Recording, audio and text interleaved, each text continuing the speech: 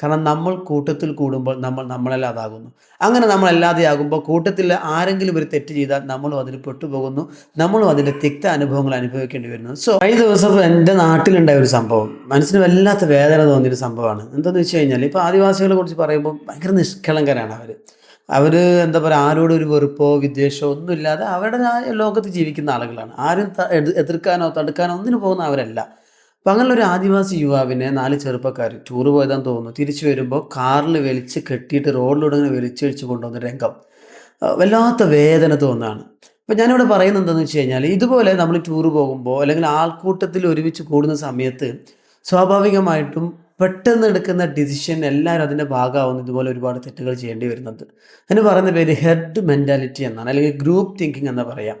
ഉദാഹരണത്തിന് ഈ അടുത്തുണ്ടായ മറ്റൊരു സംഭവം എന്ന് പറയുന്നത്, ശബരിമലയിൽ ഡ്യൂട്ടി കഴിഞ്ഞിട്ട് ഇറങ്ങി വരുന്ന സമയത്ത് പോലീസുകാരൊക്കെ കൂടി 18ാം പടിയിൽ നിന്നും ഫോട്ടോ എടുത്തു. മേ ബി ആലോചിച്ച് നോക്കുക, ആ ഒരു സിനാരിയോ അങ്ങനെ ചിന്തിക്കുമ്പോൾ ഒരു 2-3 ആളുകൾ കഴിഞ്ഞു, വാടാ നമുക്കൊരു ഫോട്ടോ എടുക്കാം എന്ന് പറഞ്ഞ ആളുകൾ വിളിച്ചിട്ടുണ്ടാകാം. ഒരു 4 ആളുകൾ ഓടിപ്പോയിട്ടുണ്ടാകും, ബാക്കിയുള്ള ആളുകൾ അവിടെ ഉണ്ടാകും. ചില ആളുകൾ ഓടിപ്പോയിട്ടുണ്ടാകും, ബാക്കിയുള്ള ആളുകൾ വിളിച്ച് ചേർത്തിട്ടുണ്ടാകും, വാ വാ എന്ന് പറഞ്ഞിട്ട് അല്ലേ. അവസാനം കുടുങ്ങിയപ്പോഴോ അതിലുണ്ടായിരുന്ന എല്ലാ പോലീസുകാരും കുടുങ്ങി. അപ്പോൾ ഇതുപോലെ ഇപ്പോൾ കോളേജിലാണെങ്കിൽ റാഗിങ് വരുമ്പോൾ അല്ലെങ്കിൽ മറ്റു പ്രോബ്ലംസ് വരുമ്പോഴൊക്കെ എല്ലാവരും അതിൻ്റെ ഭാഗമാവുന്നുണ്ട്.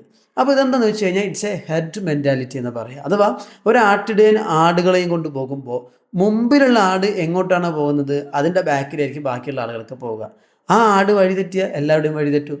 അതുപോലെ നമ്മളൊരു യാത്ര പോകുമ്പോൾ, ഒരു ട്രിപ്പ് പോകുമ്പോൾ നമ്മളുടെ ആ ട്രിപ്പിനെ നയിക്കുന്ന ആൾ റോങ് ആണെങ്കിൽ നമ്മൾ മൊത്തം ആ റോങ്ങിൽ പെടാൻ ചാൻസ് ഉണ്ട്. ഇനി റൈറ്റ് ആണെങ്കിൽ നമ്മളെല്ലാവരും റൈറ്റ് ആവാൻ സാധ്യതയുണ്ട്.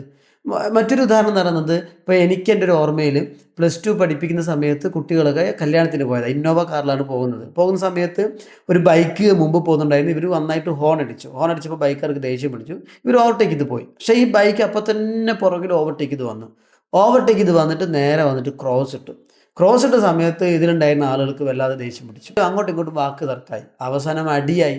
അവർ ഹെൽമെറ്റ് കൊണ്ട് ആ ഇന്നോവയുടെ ഗ്ലാസിൻ്റെ ചില്ലൊക്കെ അടിച്ച് പൊട്ടിച്ചു. ഇപ്പോൾ 2 ടീമും ജയിലിൽ കയറി ഇറങ്ങേണ്ടി വന്നു. അപ്പോൾ ആ ബൈക്കുകാരൊന്ന് മദ്യപിച്ചു എന്നോ മയക്കുമരുന്ന് ഉപയോഗിച്ചു എന്നൊക്കെ പറയപ്പെടുന്നു. ഏതായാലും ഇത്തരം സിറ്റുവേഷൻസ് വരുമ്പോൾ നമ്മുടെ ഇമോഷൻസിനെ നമുക്ക് കൺട്രോൾ ചെയ്യാൻ പറ്റുന്നില്ല. നമ്മൾ മറ്റുള്ള ആളുകൾ ചെയ്യുമ്പോൾ എന്താണോ നമ്മളും അറിയാതെ അതിൻ്റെ ഭാഗമായി ചെയ്തുവാണ്. ഇതൊരു സൈക്കോളജിയാണ്. അപ്പം എന്താണ് അതിൻ്റെ പിന്നിൽ സൈക്കോളജി, എങ്ങനെയാണ് ഇത് മറികടക്കാം എന്നതൊക്കെയാണ് ഞാൻ സംസാരിക്കാൻ ആഗ്രഹിക്കുന്നത്. ഒന്നാമത്തെന്ന് പറയുന്നത് ഇൻഡിവിജ്വലിസം എന്ന് പറയും. അങ്ങനെ പറഞ്ഞു കഴിഞ്ഞാൽ, ഇപ്പം എനിക്കൊരു വ്യക്തിത്വമുണ്ട്. അപ്പോൾ എൻ്റെ പെരുമാറ്റം എൻ്റെ വ്യക്തിത്വത്തിനനുസരിച്ചായിരിക്കും. പക്ഷേ ഞാനൊരു ഗ്രൂപ്പിൽ പെടുമ്പോൾ എൻ്റെ വ്യക്തിത്വം മാറ്റി നിർത്തപ്പെടും. ഞാൻ ആ ഗ്രൂപ്പ് പാർട്ട് ഓഫ് ആ ടീമാണ്, ആ ടീമിൻ്റെ ഭാഗമാണ്. അപ്പോൾ ആ ടീമിന് എന്നെ നന്നായിട്ട് ഇൻഫ്ലുവൻസ് ചെയ്യാൻ പറ്റും. അതുവരെ ആ ടീമിൻ്റെ കൂടി പാട്ട് പാടി യാത്ര ചെയ്ത് തമാശകളൊക്കെ പറഞ്ഞ് അവിടെ എത്തുമ്പോൾ ആ സമയത്ത് ആ ടീം ഒരു കാര്യം ചെയ്യുമ്പോൾ അവിടെ നിന്ന് മാറി നിൽക്കാൻ എനിക്ക് കഴിയില്ല. എൻ്റെ ഇൻഡിവിജ്വാലിറ്റി പെട്ടെന്ന് അങ്ങനെ മാറ്റി വെക്കാൻ പറ്റില്ല എന്നുള്ളതാണ് ഒന്നാമത്തെ കാര്യം. രണ്ടാമത്തെ സൈക്കോളജിക്കൽ ഫാക്ടർ എന്ന് പറയുന്നത് സോഷ്യൽ കണ്ടേജൻ എന്ന് പറയും. വിച്ച് മീൻസ് ഇമോഷൻസ് സ്പ്രെഡ് ചെയ്യുന്നുണ്ട്. എൻ്റെ ഇമോഷൻസ് പെട്ടെന്ന് എൻ്റെ സുഹൃത്തിലേക്ക് സ്പ്രെഡ് ചെയ്യും, ജസ്റ്റ് ലൈക്ക് വൈറസ്. ഓക്കെ, അത് തൊട്ടടുത്തുള്ള ആളിലേക്ക് സ്പ്രെഡ് ചെയ്യും. അപ്പോൾ എന്നെ ആരെങ്കിലും ദേഷ്യം പിടിപ്പിച്ചാൽ, എനിക്ക് എന്തെങ്കിലും ഒരു പ്രയാസം ഉണ്ടായാൽ എൻ്റെ കൂടെയുള്ള ആളുകൾ കൂടി എന്ത് ചെയ്യും, അതിനെതിരെ പ്രതിരോധിക്കാൻ പെട്ടെന്ന് തയ്യാറാവും. അപ്പോൾ എൻ്റെ കൂട്ടുകാരൻ എനിക്ക് വേണ്ടി സംസാരിക്കുമ്പോൾ ഞാൻ എന്ത് ചെയ്യണം, അവനെ സപ്പോർട്ട് ചെയ്യേണ്ടി വരും, അല്ലെങ്കിൽ ഞാനും കൂടുതൽ സംസാരിക്കേണ്ടി വരും.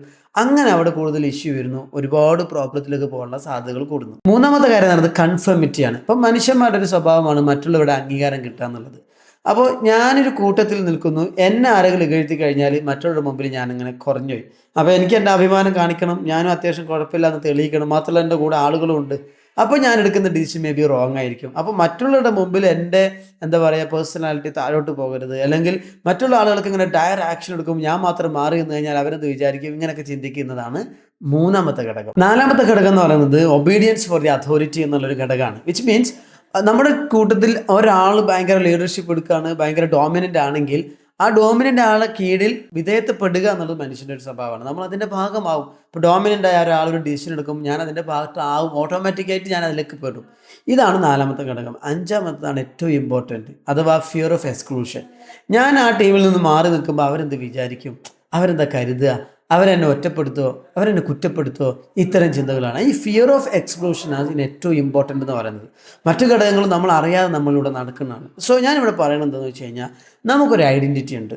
നമ്മൾ എപ്പോഴും ഒരു പരിധി കൽപ്പിക്കുന്നുണ്ട്. ഞാൻ ഇത്രയേ ചെയ്യുള്ളൂ, ഇത്ര ഞാൻ ചെയ്യാൻ പാടുള്ളൂ എന്നൊരു പരിധി നമുക്ക് എപ്പോഴും നിശ്ചയിക്കണം. അത് കൂട്ടത്തിലാണെങ്കിലും അല്ലെങ്കിലും.